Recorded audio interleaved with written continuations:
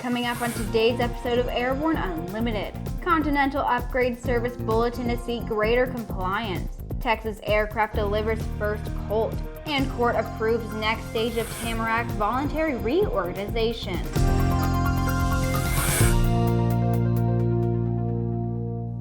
I'm Sophie Herlock.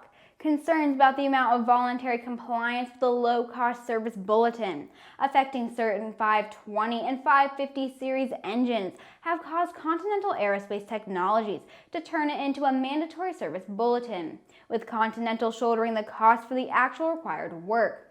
MSB 18-08A is being recategorized to MSB 18-08B due to the low percentage of compliance. Continental notes they have not seen any cylinder failures in the field that comply with the bulletin, so their goal is to drive safety while encouraging a higher percentage of compliance.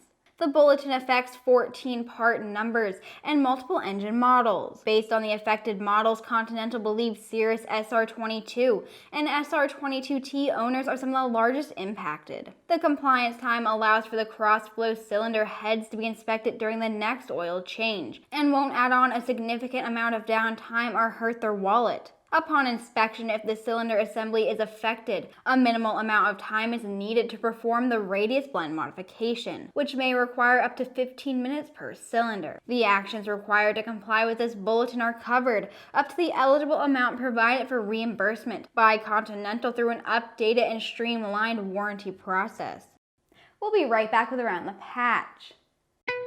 There's a difference between charting a steady course and pushing for the ceiling. And for nearly a century, Hartzell Propeller has been defining that difference. It's in our passion for engineering and research and our dedication to testing the limits of performance. We are built on honor. We are Hartzell Propeller.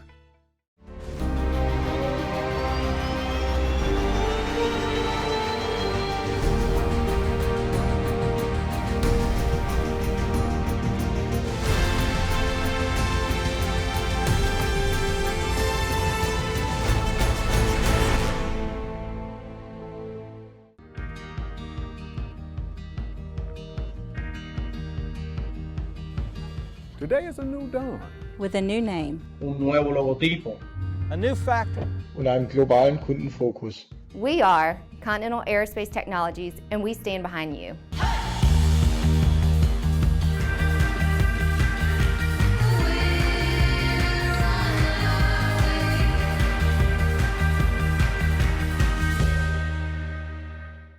Welcome back. It's time for today's trip around the patch.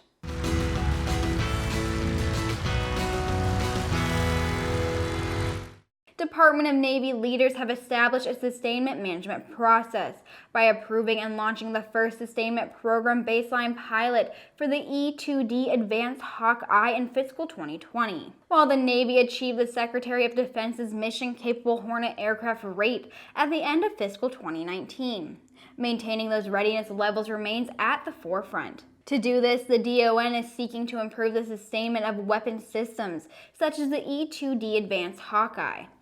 2020 scholarship applications and program dates have been released for the Upwind Foundation. Now in its 8th year, Upwind provides a scholarship that includes flight and ground training for high school students to prepare them to obtain their private pilot certificate. All applications must be submitted by February 21st at 5 p.m.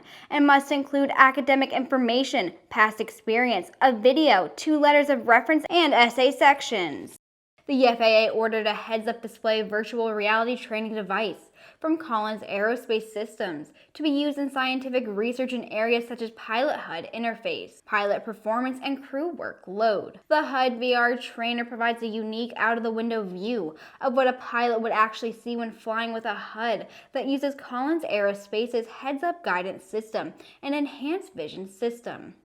The Air Force is soliciting birthday theme ideas from Total Force Airmen and civilians in preparation for its 75th anniversary on September 18th of 2020. The Air Force will be taking submissions until the end of the month, and the voting period will begin on February 24th and end on March 6th. Submissions and voting will take place at usaf.ideascalegov.com. All submissions should be short, catchy, and memorable, as well as consider the inclusiveness of multi-domain operations, capture airmen's innovation, and reflect the Air Force's heritage over the last 75 years. We'll be right back with the rest of the news.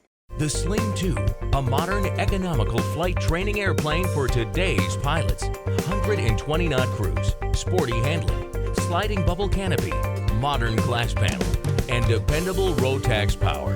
Available in LSA or kit versions.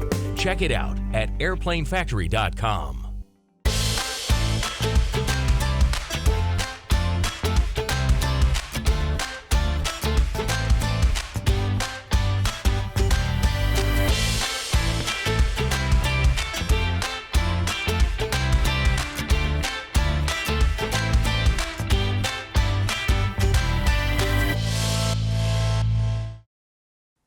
Texas Aircraft delivered its first Colt-SL S-LSA to Ricky Youschak of Gainesville, Florida.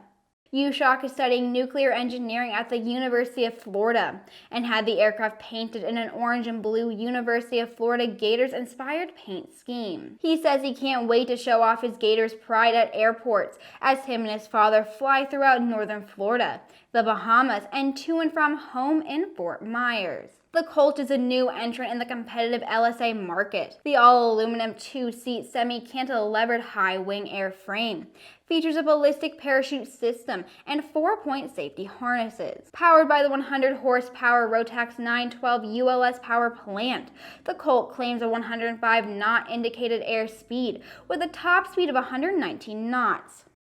The Chapter 11 disclosure statement presented by Tamarack Aerospace, which outlines its plan to pay back all debtors as it emerges from bankruptcy, has been approved by the court.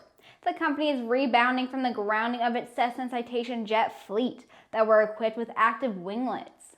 Tamarack voluntarily went into Chapter 11 reorganization in June of 2019 and expects to come out of the bankruptcy by early spring, an unusually short time for this kind of reorganization process. Tamarack President Jacob Klingensmith said the court approval and continued sales of the active winglets is a testament to the company's financial health. The revolutionary active winglet system automatically adjusts to changing flight conditions. Tamarack's active winglet instantly reacts to load, which enables tremendously higher aerodynamic benefits of wingtip modifications than before.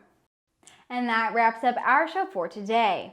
Thanks for watching. Please subscribe and check us out on Twitter and on Facebook. For the latest aviation aerospace news any time of the day, head over to aero-news.net.